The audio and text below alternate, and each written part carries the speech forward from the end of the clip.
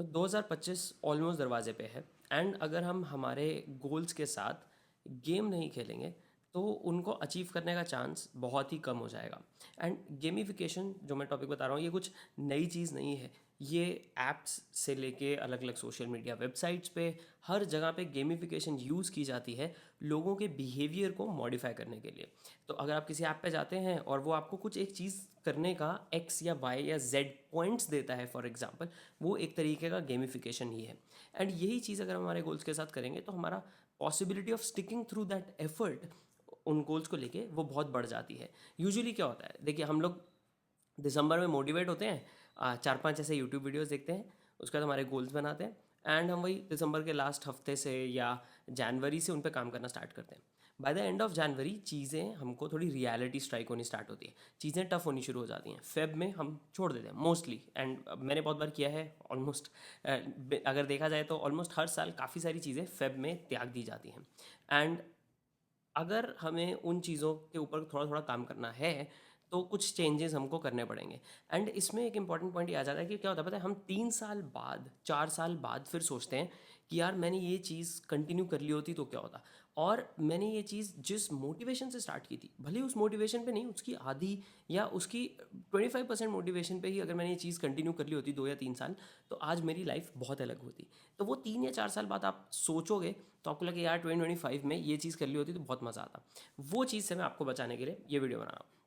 So let's talk about कि gamify आप कैसे कर सकते हो।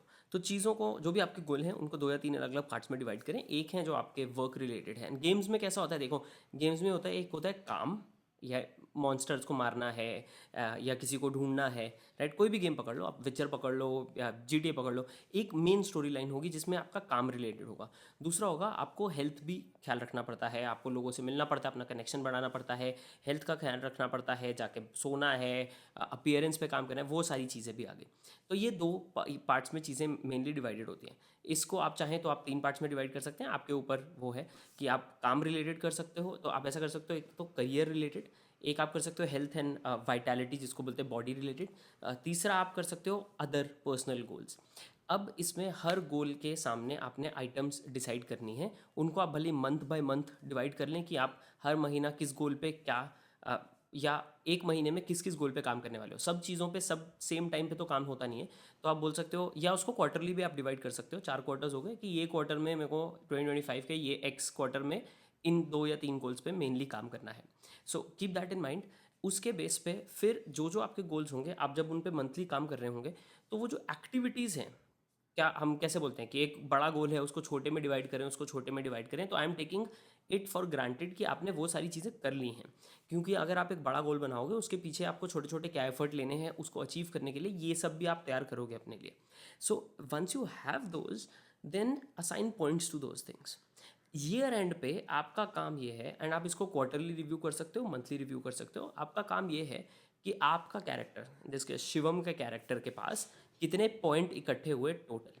कुछ चीज़ों के पॉइंट ज़्यादा होंगे, राइट, कुछ चीज़ों के पॉइंट कम होंगे। अगर आपका फोकस है कि यार ये साल मुझे मेरी हेल्थ फिटनेस बेटर करना है, फिजिकल फिटनेस दैट इज़, तो आप फिजिकल फिटनेस पे मान लीजिए आप बोलते हो एक जिम सेशन को आप 2 पॉइंट देते हो। जब भी आप एक जिम सेशन करोगे आपको 2 पॉइंट मिलेंगे। तो महीने के एंड पे आप देख सकते हो आपने कितने पॉइंट इकट्ठे किए। सेम वे लेट्स से आपने जिम की जगह कार्डियो कर लिया सिर्फ एक दिन, कार्डियो की वजह से आपको सिर्फ 1 पॉइंट मिला। तो वो चीज़ में आपने क्या करना है, अपने पॉइंट मैक्सिमाइज़ करना है। इसका फ़ायदा क्या है कि आप पॉइंट्स को मैक्सिमाइज़ कर सकते हो। एक, ज़्यादा इंपॉर्टेंट चीज़ें करके तो आपको ज़्यादा पॉइंट्स मिलेंगे। दूसरा, आपको सब चीज़ें इक्वली करनी पड़ेंगी।